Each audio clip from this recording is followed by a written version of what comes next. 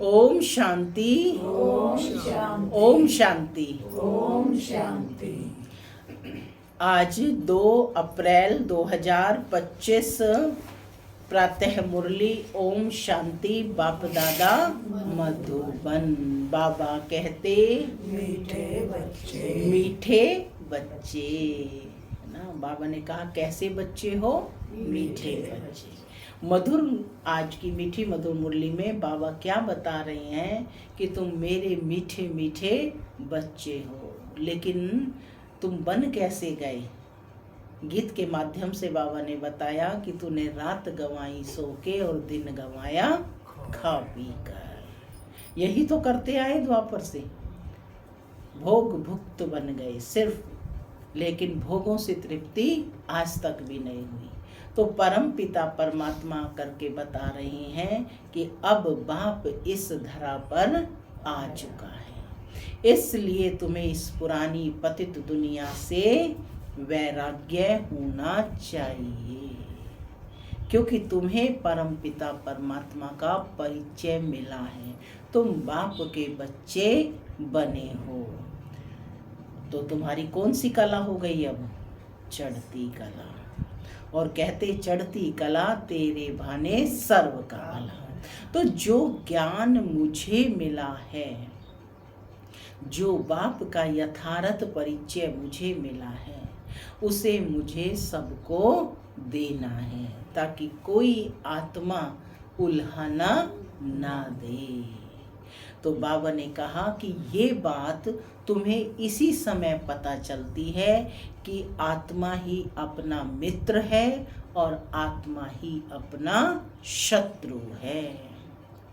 माने बाप का ज्ञान मिल रहा, सत्य परिचय मिल रहा, फिर भी उसको नहीं जान रहे, तो आत्मा क्या हुई? शत्रु। अपना ही तो घाटा किया। और जब जान लिया तो अपना ही मित्र बन गई।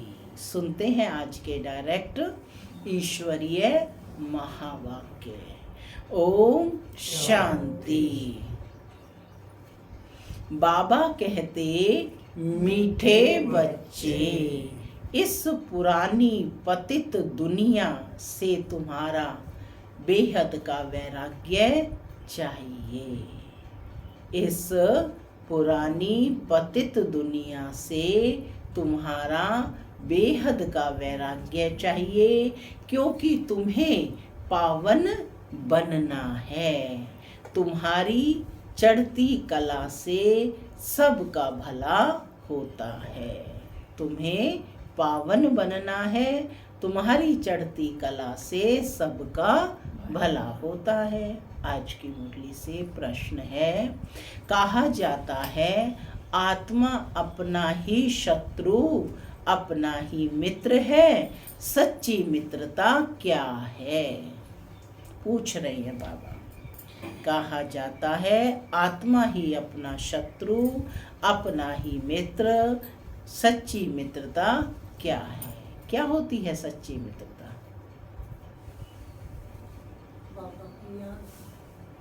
बाबा की याद में। मित्र को सदा मित्र याद रहता है ना। और सुनते हैं बाबा का उत्तर। बाबा कहते एक बाप की श्रीमत पर सदा चलते रहना, यही सच्ची मित्रता है। एक बाप की श्रीमत पर सदा चलते रहना, यही सच्ची मित्रता है। सच्ची मित्रता है एक बाप को याद कर पावन बनना और बाप से पूरा वर्षा लेना है।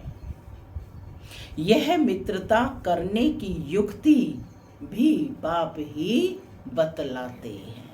संगम युग पर ही आत्मा अपना मित्र बनती है।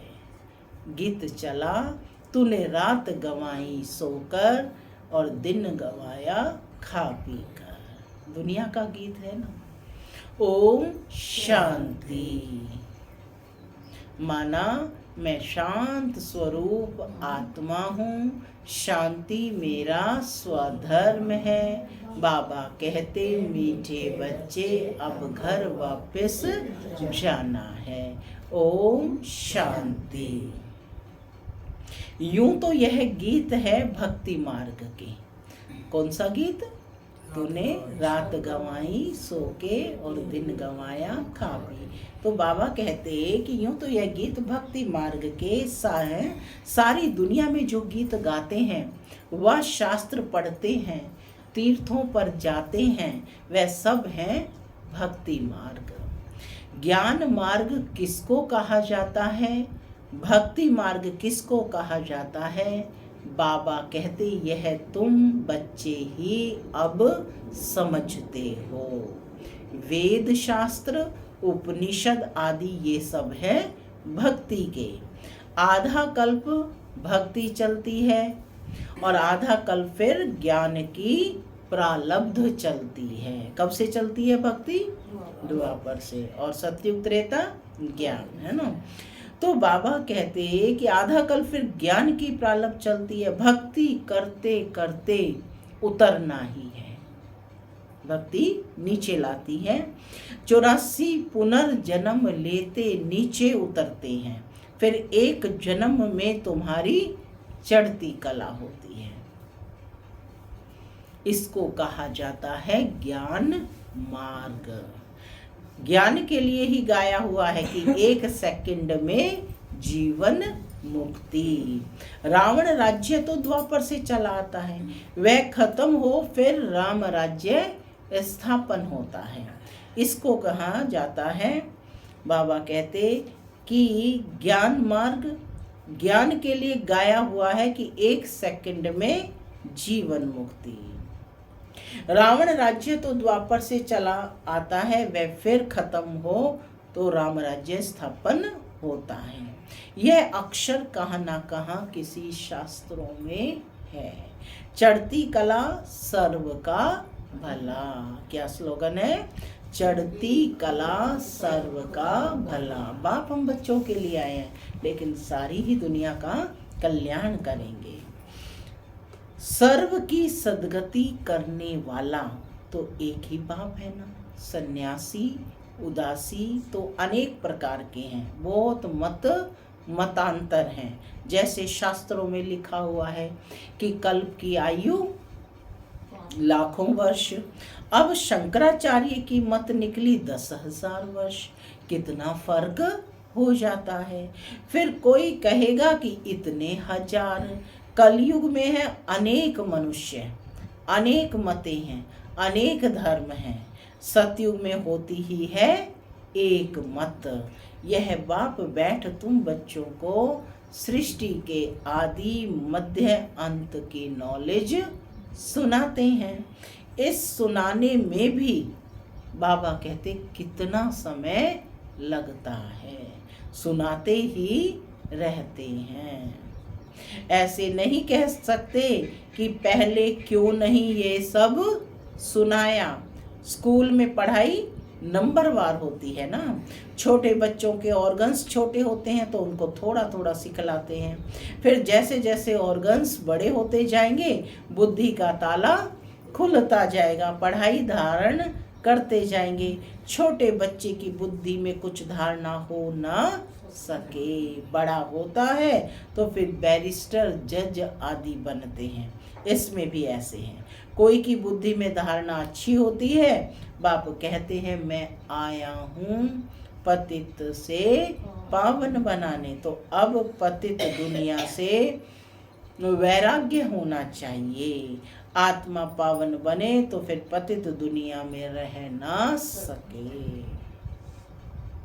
पतित दुनिया में आत्मा भी पतित है, मनुष्य भी पतित है। पावन दुनिया में मनुष्य भी पावन, पतित दुनिया में मनुष्य भी पतित रहते हैं। यह है ही रावण राज्य। यथा राजा रानी तथा प्रजा। यह सारा ज्ञान बुद्धि से समझने का है। जो भी बाबा ज्ञान बता रहे हैं, यहाँ कोई कर्म कांड तो सिखाया नहीं जा रहा। सारा ज्ञान बुद्धि से समझने का है। इस समय सभी की बाप से है विपरीत बुद्धि। तुम बच्चे तो बाप को याद करते हो। अंदर में बाप के लिए प्यार है, बाप के लिए प्यार है, आत्मा में बाप के लिए प्यार है, रिगार्ड है, क्योंकि बाप को जानते हैं। किस लिए प्यार और रिगार्ड है? क्योंकि बाप को यथार्थ रूप में जानते हैं। यहाँ तुम सम्मुख हो, शिव बाबा से सुन रहे हो। किससे सुन रहे हो? शिव बाबा से। वह मनुष्य सृष्टि का बीज रूप ज्ञान का सागर, प्रेम का सागर, आनंद का सागर है। गीता ज्ञान दाता परम पिता परमात्मा त्रिमूर्ति शिव परमात्मा वाच। गीता ज्ञान दाता परम पिता त्रिमूर्ति शिव परमात्मा वाच। कौन बोल रहे हैं? त्रिमूर्ति अक्षर जरूर डालना है, क्योंकि त्रिमूर्ति का तो गायन है ना, ब्रह्मा द्वारा स्थापना, तो जरूर ब्रह्मा द्वारा ही ज्ञान सुनाएंगे। श्री कृष्ण तो ऐसे नहीं कहेंगे कि शिव भगवान वाच। प्रेरणा से कुछ होता नहीं, ना उनमें शिव बाबा की प्रवेशता हो सकती है। शिव बाबा तो पराये देश में आते हैं। किसका देश है ये? रावण का देश है ना, विकारों का देश है ना। इस समय तो शिव बाबा किस में आए हैं? पराये देश में आते हैं। सतयुग तो श्री कृष्ण का देश है ना, तो दोनों की महिमा अलग अलग है। मुख्य बात ही यह है। तो दोनों की महिमाओं को आज अलग अलग करके लिखेंगे, बताएंगे, ठीक है। सतयुग में गीता तो कोई पढ़ते नहीं। क्या कहा बाबा ने? सतयुग में गीता तो कोई पढ़ते नहीं। क्यों नहीं पढ़ते? दरकार है वहाँ पढ़ने की? है ही ज्ञान स्वरूप आत्माएं। भक्ति मार्ग में तो जन्म जन्मांतर पढ़ते हैं, ज्ञान मार्ग में तो वह हो ना सके। भक्ति मार्ग में ज्ञान की बातें होती नहीं। अभी रचता बाप ही रचना के आदि मध्य और अंत का ज्ञान देते हैं। मनुष्य तो रचता हो ना सके, मनुष्य कह ना सके कि मैं रचता हूँ। बाप खुद कहते हैं कि मैं मनुष्य सृष्टि का बीज रूप हूँ। मैं ज्ञान का सागर, प्रेम का सागर, सर्व का सद्गति दाता हूँ। श्री कृष्ण की महिमा ही अलग है। तो यह पूरा कॉन्ट्रास्ट लिखना चाहिए, जो मनुष्य पढ़ने से झट समझ जाए कि गीता का ज्ञान दाता श्री कृष्ण नहीं है। इस बात को स्वीकार किया तो यह तुमने जीत पहनी। मनुष्य श्री कृष्ण के पिछाड़ी कितना हैरान होते हैं। जैसे शिव के भक्त शिव पर गला काटने को भी तैयार हो जाते हैं, बस हमको शिव के पास जाना है, वैसे वह समझते हैं कि श्री कृष्ण के पास जाना है, परंतु श्री कृष्ण के पास जा ना सकें। श्री कृष्ण के पास बलि चढ़ने की बात नहीं होती। होता है कभी शिव के श्री कृष्ण के मंदिर में बलि चढ़ते हैं ना? किस पर चढ़ते हैं बलि? देवियों पर बलि चढ़ते हैं, देवताओं पर बलि चढ़ते हैं। शास्त्रों में हिंसक बातें लिख दी हैं। अब बताइए, कहीं देवियों के आगे बलि चढ़ाने की बात है? हाँ? तो बाबा कहते हैं कि शास्त्रों में हिंसक बातें लिख दी हैं। तुम तो शिव बाबा के बच्चे हो, तन मन धन ने, बाबा ने क्या कहा कि तन मन धन बलि चढ़ाते हो और कोई बात नहीं। माने अपना तन मन धन सब कुछ बलि चढ़ाते हो, माने सब कुछ बाबा आपका और कोई बात नहीं। इसलिए शिव और देवियों पर बलि चढ़ाते हैं। भक्ति मार्ग में जो आपघात करते हैं, यह भी जैसे अपने साथ शत्रुता करने का उपाय है। किसकी बलि चढ़ानी थी? अपने देह अभिमान की चढ़ानी थी, लेकिन अपने देह अभिमान की तो नहीं, तो वो बकरा मैं करता था, उसकी बलि चढ़ाने लग गए और खुद के मैं की अहंकार की बलि चढ़ानी। तो बाबा कहते यह भी जैसे अपने शास्त्र शत्रुता करने का उपाय है। मित्रता करने पर चलते रहो, यही मित्रता है ना। एक बाप की श्रीमत पर चलते रहो। बाबा ने क्या कहा, मित्रता करने का एक ही उपाय है जो बाप बतलाते हैं, पावन बनकर बाप से पूरा वर्षा लो। एक बाप की श्रीमत पर चलते रहो, यही मित्रता है। कहते हैं जीव आत्मा अपना ही शत्रु है, फिर बाप आकर ज्ञान देते हैं तो जीव आत्मा अपना ही मित्र बनती है ना। अपना मित्र बनना माने अपने में सुधार करना, अपने को डायरेक्शन देना। आत्मा पवित्र बन बाप से वर्षा लेती है। संगम युग पर हर एक आत्मा को बाप आकर मित्र बनाते हैं। आत्मा अपना मित्र बनती है, श्रीमत मिलती है तो समझती है हम बाप की मत पर ही चलेंगे। अपनी मत पर आधा कल्प चले, अब श्रीमत पर सदगति को पाना है। इसमें अपनी मत पर चल ना सकें। बाप तो सिर्फ मत देते हैं। तुम देवता बनने आए हो ना, यहाँ अच्छे कर्म करेंगे तो दूसरे जन्म में भी अच्छा फल मिलेगा। अमर लोक में यह तो है मृत्यु लोक। यह राज भी तुम बच्चे ही जानते हो, सो भी नंबरवार पुरुषार्थ अनुसार। कोई की बुद्धि में अच्छी रीति धारणा होती है, कोई धारणा नहीं कर सकते, तो इसमें टीचर क्या कर सकते हैं। टीचर से कृपा व आशीर्वाद मांगेंगे क्या? यहाँ कृपा और आशीर्वाद की तो बात ही नहीं है। पढ़ाई है, पढ़ना पड़ेगा। पढ़ो, समझो, उस अनुसार याद करो। तो बाबा कहते धारणा भी करो, याद करो और धारणा करो। तो बाबा कहते टीचर तो पढ़ाकर अपने घर चले जाते हैं। स्कूल में पहले पहले खुदा की बंदगी आकर करते हैं। हे खुदा हमको पास कराना, तो फिर हम भोग लगाएंगे। टीचर को कभी नहीं कहेंगे कि आशीर्वाद करो, कहते हैं टीचर को, भगवान को कहते हैं। इस समय परमात्मा हमारा बाप भी है तो टीचर भी है। बाप की आशीर्वाद तो अंडरस्टूड है ही, माने बाप की आशीर्वाद तो बच्चों को मिलेगी ही। बाप बच्चों को चाहते हैं कि बच्चा आए तो उसको धन दूं। कौन सा धन? अविनाशी ज्ञान रत्नों का धन। तो यह आशीर्वाद हुई ना, तो ये बाप की आशीर्वाद हुई। यह एक कायदा है, बच्चे को बाप से वर्षा मिलता है। अब तो तमो प्रधान ही होते जाते हैं, जैसा बाप वैसे बच्चे। आजकल तो ऐसे ही हो रहे हैं, बाप और बच्चे समान। दिन प्रतिदिन हर चीज तमो प्रधान होती जाती है, तत्व भी तमो प्रधान ही होते जाते हैं। यह है ही दुखधाम। ये दुनिया क्या है? दुखधाम। 40,000 वर्ष अभी और आयु हो तो क्या हाल हो जाएगा। दुनिया में अब इतना पापाचार बढ़ रहा है, भ्रष्टाचार बढ़ रहा है, तो बाबा कह रहे हैं यदि शास्त्रों की बात माने कि अभी 40,000 वर्ष पड़े हैं तो क्या हाल हो जाएगा। मनुष्यों की बुद्धि बिल्कुल ही तमो प्रधान हो गई है। अभी तुम बच्चों की बुद्धि में बाप के साथ योग रखने से रोशनी आ गई है।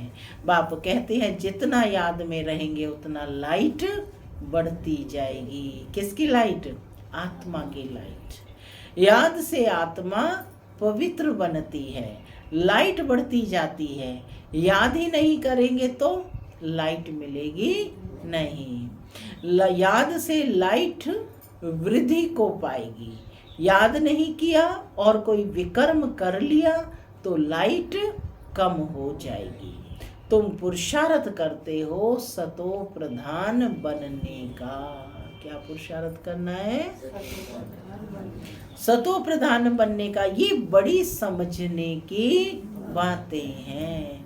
याद से ही तुम्हारी आत्मा पवित्र होती जाएगी। तुम लिख भी सकते हो कि यह रचयिता और रचना का ज्ञान श्री कृष्ण दे नहीं सकते, वह तो है प्रारब्ध।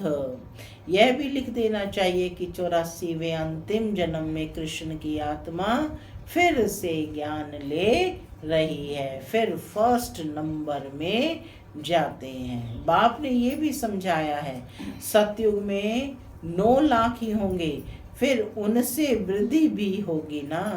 दास दासियां भी बहुत ही होंगे जो पूरे 84 जन्म लेते हैं। 84 जन्म ही गिने जाते हैं। जो अच्छी रीति इम्तिहान पास करेंगे वह पहले पहले आएंगे। जितना देरी से जाएंगे तो मकान पुराना हो तो कहेंगे ना कि मकान कैसा हो गया, पुराना हो गया।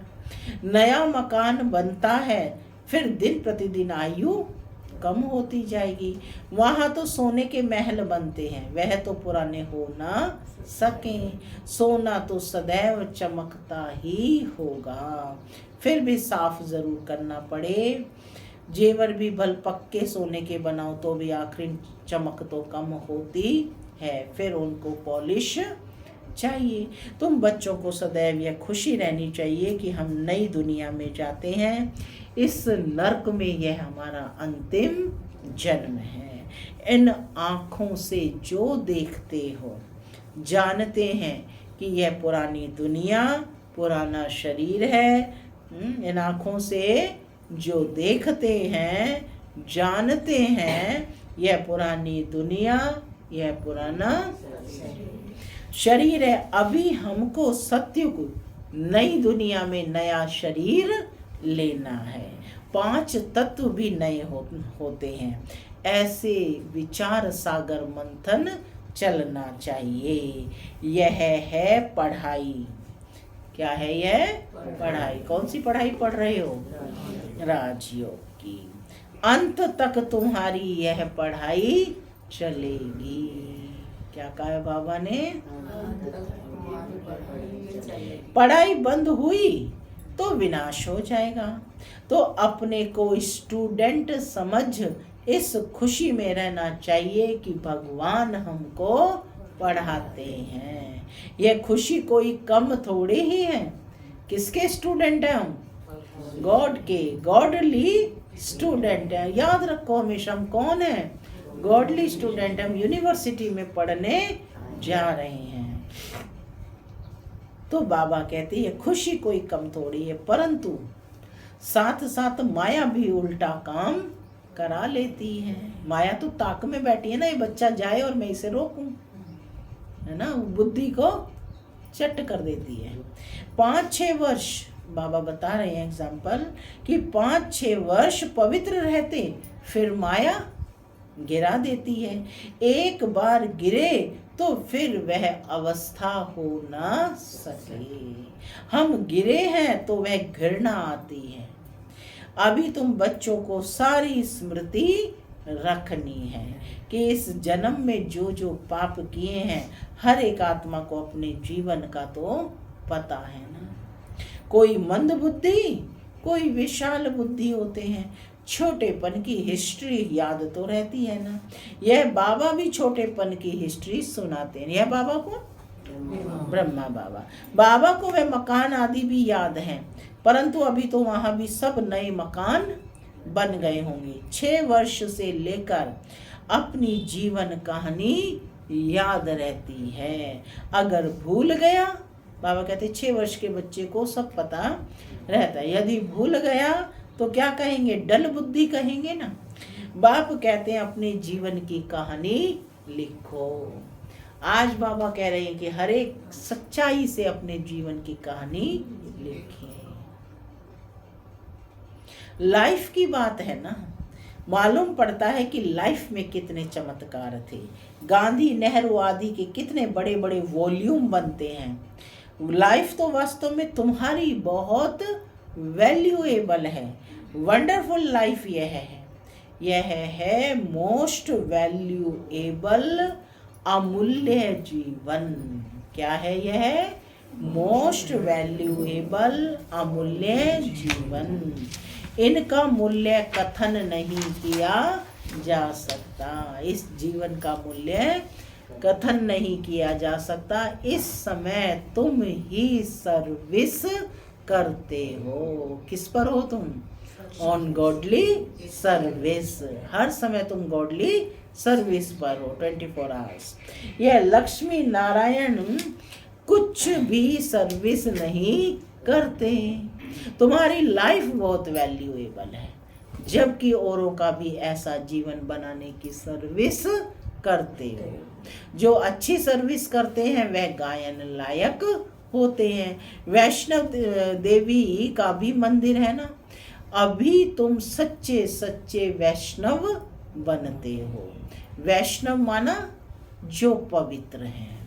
तो अभी तुम्हारा खान पान भी वैष्णव है। वैष्णव लोग भी तो कुछ नहीं खाते ना, लहसुन प्याज शराब मदिरा कुछ का सेवन नहीं करते। तो बाबा कहते हैं कि वैष्णव देवी का भी मंदिर है। अभी तुम सच्चे सच्चे वैष्णव बनते हो। कौन हूँ मैं? आत्मा वैष्णव। अब शक्तियों के दिन है तो 9 दिन देखो बिल्कुल नहीं खाते ना, या खाते हो? भूख लगाते हो? नहीं ना। तो बाबा कहते हैं वैष्णव माना जो पवित्र है।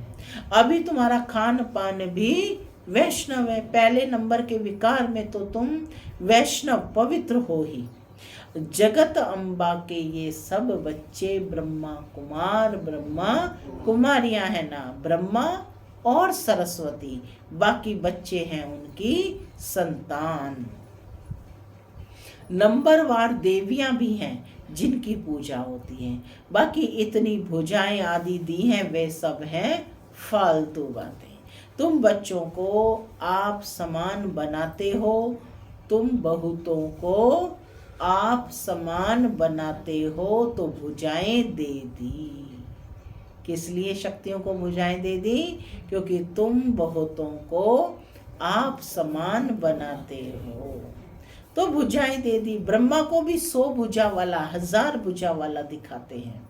ये सब भक्ति मार्ग की बातें हैं। तुमको फिर बाप कहते हैं बच्चे दैवी गुण भी धारण करने हैं। किसको भी दुख ना दो, किसको उल्टा सुल्टा रास्ता बताए सत्यानाश ना करो। एक ही मुख्य बात समझानी चाहिए कि बाप और वर्षे को याद करो। अच्छा, मीठे मीठे सिक्के लधे बच्चों प्रति माता पिता बाप दादा का याद प्यार और गुड मॉर्निंग। रूहानी बाप की नमस्ते। हम रूहानी बच्चों की रूहानी माता पिता दादा को याद प्यार गुड मॉर्निंग और नमस्ते नमस्ते। सदा रहो हंसते बनो फरिश्ते, चलो परम धाम के रास्ते। धारणा के लिए मुख्य सार। पहला, गायन व पूजन योग्य बनने के लिए पक्का वैष्णव बनना है। खान पान की शुद्धि के साथ साथ पवित्र रहना है। इस वैल्यूएबल जीवन में सर्विस कर बहुतों का जीवन श्रेष्ठ बनाना है। दूसरा पॉइंट है, बाप के साथ ऐसा योग रखना है जो आत्मा की लाइट बढ़ती जाए। कोई भी विकर्म कर लाइट कम नहीं करना है। अपने साथ मित्रता करनी है। किसके साथ मित्रता करनी है? अपने साथ मित्रता करनी है। अपना दुश्मन नहीं बनना है। आज का वरदान है, स्वस्थिति की सीट पर स्थित रहे, परिस्थितियों पर विजय प्राप्त करने वाले मास्टर रचता भव। स्वस्थिति की सीट पर स्थित रहे, परिस्थितियों पर विजय प्राप्त करने वाले मास्टर रचता भव। कोई भी परिस्थिति प्रकृति द्वारा आती है, इसलिए परिस्थिति रचना है और स्वस्थिति वाला रचयिता है। मास्टर रचता व मास्टर सर्वशक्तिमान कभी हार नहीं खा सकते। असंभव है। अगर कोई अपनी सीट छोड़ते हैं तो हार होती है।